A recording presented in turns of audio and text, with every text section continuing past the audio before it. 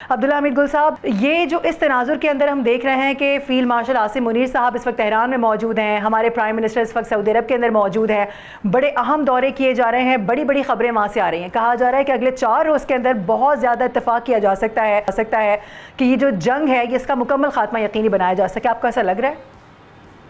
बिस्मिल्लाहिर्रहमानिर्रहीम, बहुत बहुत शुक्रिया जी। अल्हम्दुलिल्लाह, देखें, एक जब फील्ड मार्शल आसिम मुनीर एक ऐसे जगह पे गए हैं जो कि एक मोस्ट डेंजरस वॉर जोन इस टाइम पे बना हुआ है। पूरी दुनिया के मुख्तलिफ ममालिक वहाँ इस टाइम पे उससे मुतासिर भी हो रहे हैं और इसराइल और अमेरिका वहाँ गोला बारूद भी बरसाता रहा। लेकिन अल्हम्दुलिल्लाह पाकिस्तान की काविशों से ये पाया तकमील तक पहुँचने वाला है और लगता यह है कि जंग ख़त्म हो चुकी है। वरना फील्ड मार्शल, क्योंकि सिर्फ ये पाकिस्तान आर्मी के सरबराह ही नहीं बल्कि एक न्यूक्लियर फ़ौज के कमांडर भी मौजूद हैं और न्यूक्लियर फ़ौज के कमांडर का एक ऐसे वॉर जोन में जहाँ के जिस शख्सियत ने रिसीव किया उनके अपने सर की कीमत लगाई हुई है। और आपको मालूम है कि इसराइल इस टाइम पे खून का प्यासा हुआ है। मेरे ख्याल में अमेरिका ने loud and clear message Israel को दे दिया है कि अब आप किसी भी किस्म के एडवेंचरिज्म से बाहर आए। इसराइल में गोला बारूद की भी कमी आ रही है, उनके पास असले की भी बहुत ज़खायर में कमी आ चुकी है और उनके पास जो मुआशी इस्तेहकाम है वो भी बुरी तरीके से मुतासिर हो चुका है। और यही वजह है कि लबनान के हवाले से वो अब बैठने के लिए तैयार हैं और मामलात बेहतरी की तरफ जाते नज़र आते हैं। दूसरी जानिब वज़ीर आज़म मुख्तलिफ ममालिक के दौरों में हैं। ये वो ममालिक हैं जिन्होंने पाकिस्तान के साथ एक बहुत अहम और बुनियादी किरदार अदा किया। इस सारे अमल के अंदर उन्होंने ईरान के साथ भी अपना दिल मेरे ख्याल में दूर न किया और एक आपने देखा कि वाज़ेह डिप्लोमेटिक एफर्ट्स आपको नज़र आई कि किस तरीके से इन ममालिक ने जो शुरू में सख्त बयानात आए वो फिर बाद में आपको महसूस नहीं हुए। और अमेरिका के हवाले से भी आपने ये देखा कि सदर ट्रंप खास तौर पे सऊदी अरब को तनकीद का निशाना बनाया, लेकिन उसके बाद उनको ये समझ आ गई कि अब वैसी सिचुएशन नहीं है। जब आपको मालूम है 9/11 के बाद जिस तरह से अमेरिका एक बहुत ही मजबूत ताकत के तौर पर इमर्ज किया था, अब वो दिन नहीं रहे। धमकी भी कारगर नहीं हुई, चाइना ने उनकी बंदिशें भी तोड़ दी आबनाए हुर्मुज की, और साथ ही साथ चाइना का जिस तरह से आबनाए हुर्मुज को ये कहना कि ये ईरान का उसके ऊपर इख्तियार है, ये बात कह देना कि जी ईरान के कंट्रोल में है एक अदर सुपर पावर की जानिब से, ये एक बहुत बड़ा फैसला था। फिर दूसरी जानिब आप ये देखें कि यूएई का वफ्द का चाइना दौरा करना और उसके अंदर उनके ट्रेड के, उनके इंडस्ट्री के मिनिस्टर और उनके जो इन्वेस्टमेंट के मिनिस्टर हैं, ये शेख खालिद के साथ होना, ये तमाम बातें ज़ाहिर है अमेरिका के हवाले से उनको बहुत तशवीश थी। तो मेरा ख्याल है कि ये जंग अपने पाया तकमील तक पहुंच रही है और सबसे बड़ी इसके अंदर अहम बात यह है कि इसका यही पहले दौर का ही तसलसल है। और ये पहले दौर का तसलसल इसलिए है क्योंकि आपको याद होगा कि कहीं भी फरीकैन ने ये नहीं कहा कि हम जंग बंदी ख़त्म कर रहे हैं और हम दोबारा अब एक दूसरे के खून के प्यासे होंगे, बल्कि वो अपने एक कानूनी ज़बान को, एक सिफारती ज़बान को, एक सियासी ज़बान को तहरीर करने के लिए मशावरती अमल से गुजर रहे थे। और यही वजह है कि फील्ड मार्शल साहब भी जो ईरान के दौरे पे गए हैं, इसके दो मुख्तलिफ पहलू हैं। एक मैंने आपको बयान कर दिया कि जंग तो ख़त्म हो गई और कोई ना कोई मुआहदा सामने इंशाअल्लाह ताला अच्छा आएगा। दूसरा वो इसलिए क्योंकि ईरान के अंदर भी आपको पता है जब उनके आयतुल्लाह खामेनाई और दीगर की बहुत अहम तरीन लोगों की शहादतें हो गई तो वहाँ मुख्तलिफ पावर कॉरिडोर्स हैं, उनको कॉन्फिडेंस में लेना, उनके साथ बात करना। और मैं समझता हूँ कि जो वज़ीर आज़म के दौरे हैं वो शायद मदऊ करने गए हैं इन तमाम क़यादतों को पाकिस्तान में एक ऐसे अमल में जो एक दुनिया जिसके ऊपर नज़रें मरकूज़ किए हुए है। और ख़ास तौर पे उनका ये मेरा ख्याल है ये भी एक एंगल हो सकता है इसमें कि जो दौरान जंग ईरान के हवाले से एक दूसरे में मुखासमतें पैदा हो गई थी, पाकिस्तान चाहता है कि इस पुरमसरत मौके के ऊपर इन सब भाइयों को इकट्ठा कर दे, क्योंकि एक नया अलायंस जो बनने वाला है वो तुर्किया, मिस्र, सऊदी अरब, पाकिस्तान, ये अहम और और कतर, ये अहम तरीन ममालिक है जो इसके अंदर किरदार अदा करेंगे। और आपने देखा था कि सऊदी अरब और कतर ने तो पहले ही अमेरिकन असले के ऊपर मेरे ख्याल में अदम एतमाद का इजहार करते हुए यूक्रेन के साथ एरियल डिफेंस पैक्ट किया था। बहरहाल क्योंकि सऊदी अरब भी अफेक्ट हो रहा था, उसको आबनाए हुर्मुज़ की जब बंदिश की गई तो उसका 50% जो तेल जा रहा था चीन, उसको एक शदीद खतरा लाहक हो गया था। इसलिए मेरे ख्याल में जो नए उभरते हुए चैलेंजेस हैं और नए डायनेमिक्स हैं वर्ल्ड के, उसके अंदर जो पिवट ऑफ द वर्ल्ड है वो इस्लामाबाद बन रहा है, जहां से लगता यह है कि इस्लाम दोबारा आबाद होने जा रहा है। ठीक है अब्दुल्ला साहब, साथ ही रहिएगा।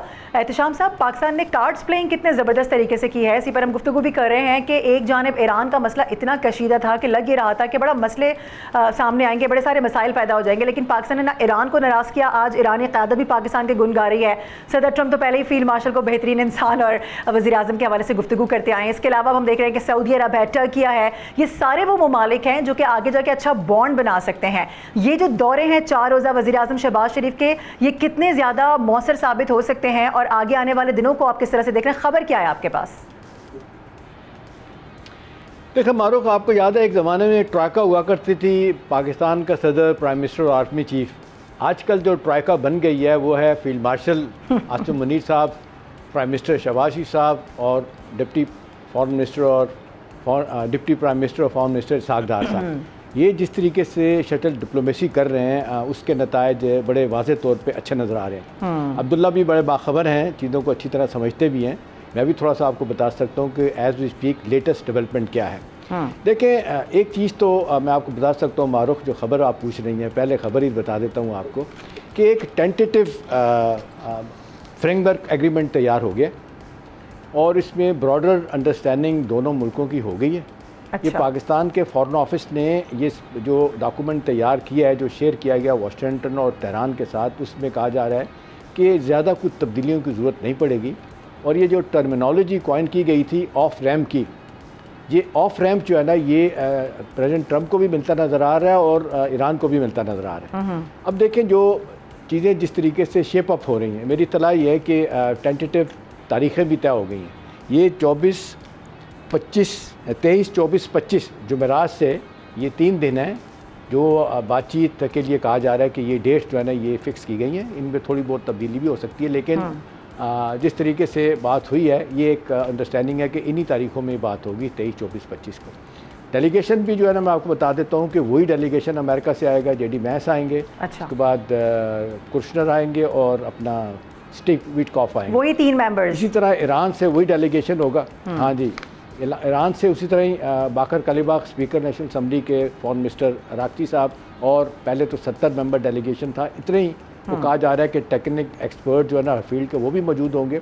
अमेरिका से भी लोग आएंगे, अमेरिका के कुछ लोग पहले भी एक्सपर्ट टीमें जो उनकी यहाँ मौजूद हैं। तो देखें मारूफ, जिस तरीके से चीज़ें बड़ी तेज़ी के साथ तय हो रही हैं, उस पर जो फोकस किया जा रहा है कि जो ईरान चाहता है कि ये जंग जो है ना ये मुस्तकिल बुनियादों पे ख़त्म हो, उन पे दोबारा हमला ना हो।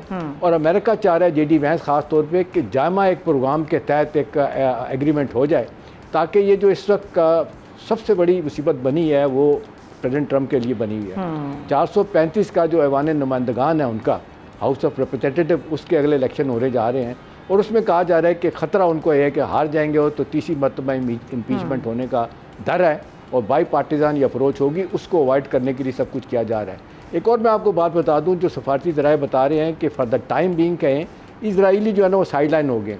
आईपैक, वो इजरायली अमेरिकन जो काउंसिल है, वो जो पैसा लगाती है, कहते हैं उसके कोई मिल ही नहीं रहा वाशिंगटन में, वो भागे फिर रहे हैं, पैसे ले लेके कोई जा नहीं रहा, क्योंकि इतनी ज़्यादा बदनामी हो गई है सेनेटर्स की और ऐवान नुमाइंदगान की कि आप अमेरिकन बाद में और इजरायली पहले हैं। तो ये भी बदलते औलाद में कहा जा रहा है कि इजराइल के लिए जो है मुश्किल होगी, बाद में आएगी जिस तरह आनी। अभी प्रेसिडेंट ट्रंप का फोकस है कि इसको जल्दी से रैप अप किया जाए, जल्दी से एग्रीमेंट फाइनलाइज किया जाए। और जो कल बातें भी हम कर रहे थे, उनके आने की बातें तो नहीं है, लेकिन उनकी ख्वाहिश बड़ी है कि वो आएँ और ये एकॉर्ड जिसको कहा जा रहा है, ये इस्लामाबाद एकॉर्ड का नाम दिया जा सकता है, डिक्लेरेशन का नाम दिया जा सकता है, इस्लामाबाद एग्रीमेंट का नाम दिया जा सकता है। तो एज वी स्पीक वारुख सूरत-ए-हाल जिस तेज़ी के साथ बदल रही है, उस वक्त तो लग रहा है कि बड़ी हद तक जो हम कह सकते हैं इख्तलाफी मामला जो ठीक हो गए हैं। और मेरी इत्तला ये भी है कि जो फील्ड मार्शल हमारे वहाँ गए हुए हैं, जिन हालात में होंगे, अब्दुल्ला बिल्कुल सही कह रहे हैं, अभी इसके बाद लग रहा है कि यहाँ से फ़ौरन वो सऊदी अरब चले जाएंगे।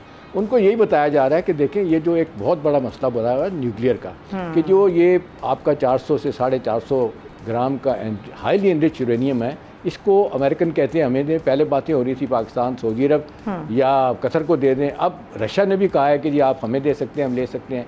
पाकिस्तान भी उनको ये बता रहा है कि देखें इस वक्त मुश्किल है सूरत हाल, आप हमारे पास रख सकते हैं, इसके सेफगार्ड हम तैयार भी कर सकते हैं। और फिर सबसे अहम बात जो है जिस पे ईरान भी अमेरिका एग्री होता नज़र आ रहा है वो ये है मारूफ कि इंटरनेशनल एटॉमिक एनर्जी कमीशन का रोल बढ़ता जा रहा है। अब वो कहा जा रहा है कि परमानेंट उनके लोग आके बैठेंगे 4-5 जगहों पे, असफान में, तेहरान में, मशहद में, जो उसको ओवरसी क्या करेंगे। एक दूसरी बात यह है कि अब जितनी तेज़ी के साथ आप देख लें, आबनाए हुर्मुज़ का मसला बना हुआ है वो भी खुलने जा रही है।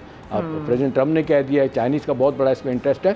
सारी दुनिया इस वक्त तुल पड़ी है कि जी अब ये एनर्जी का बुरान, ग्लोबल सेटबैक जो इकॉनमी को आना है दुनिया की, इसको रोकने के लिए ज़रूरी है कि जंग जितनी तेज़ी के साथ, जल्दी के साथ बंद कर दी जाए उतना अच्छा है। अच्छी बात है जो हम देख रहे हैं, सख्त रवैया था, लचकदार रवैया नहीं था।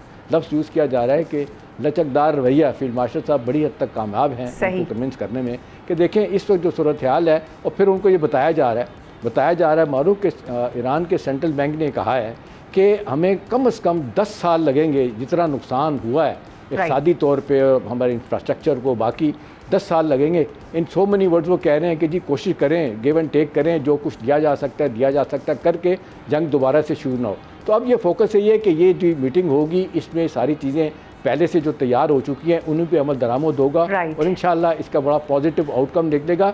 डिविडेंड में आखिरी बात है, पाकिस्तान के लिए बहुत कुछ नज़र आ रहा है। अभी आप देख लें $3 बिलियन, $5 बिलियन के अपने हमारे उनके हैं रखे हुए, स्टेट बैंक में $3 बिलियन में अलहदा से वो फंडिंग दे रहे हैं। और इसी तरह से कहा जा रहा है कि इसके बाद पाकिस्तान के लिए बहुत सी नई जो है ना वो अपॉर्चुनिटी।